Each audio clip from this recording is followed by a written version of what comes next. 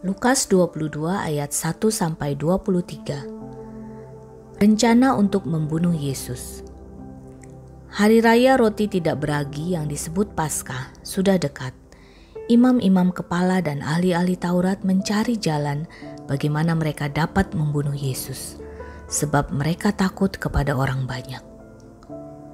Yudas mengkhianati Yesus.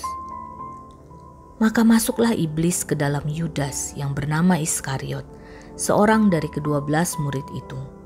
Lalu pergilah Yudas kepada imam-imam kepala dan kepala-kepala pengawal bait Allah dan berunding dengan mereka, bagaimana ia dapat menyerahkan Yesus kepada mereka. Mereka sangat gembira dan bermufakat untuk memberikan sejumlah uang kepadanya. Ia menyetujuinya, dan mulai dari waktu itu ia mencari kesempatan yang baik untuk menyerahkan Yesus kepada mereka tanpa setahu orang banyak. Persiapan untuk makan Paskah. Maka tibalah hari raya roti tidak beragi, yaitu hari di mana orang harus menyembelih domba Paskah. Lalu Yesus menyuruh Petrus dan Yohanes, katanya, "Pergilah, persiapkanlah perjamuan Paskah bagi kita supaya kita makan." Kata mereka kepadanya, "Di manakah engkau kehendaki kami mempersiapkannya?" Jawabnya, "Apabila kamu masuk ke dalam kota, kamu akan bertemu dengan seorang yang membawa kendi berisi air. Ikutilah dia ke dalam rumah yang dimasukinya, dan katakanlah kepada tuan rumah itu, 'Guru bertanya kepadamu, di manakah ruangan tempat aku bersama-sama dengan murid-muridku akan makan Paskah?' Lalu orang itu akan menunjukkan kepadamu sebuah ruangan atas yang besar yang sudah lengkap. Disitulah kamu harus mempersiapkannya."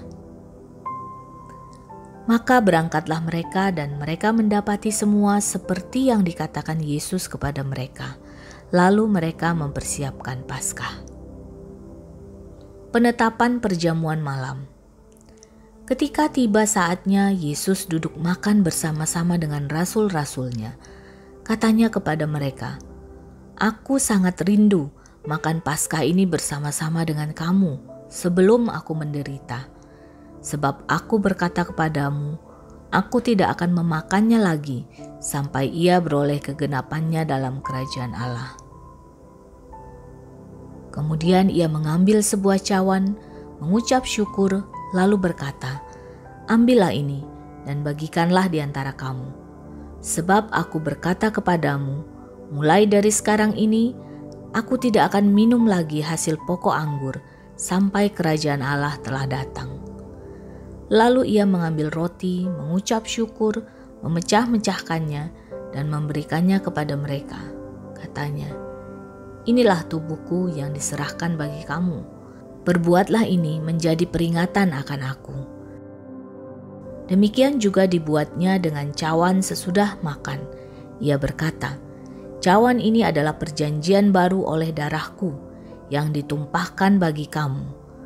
Tetapi lihat, tangan orang yang menyerahkan aku ada bersama dengan aku di meja ini. Sebab Anak Manusia memang akan pergi seperti yang telah ditetapkan. Akan tetapi, celakalah orang yang olehnya ia diserahkan."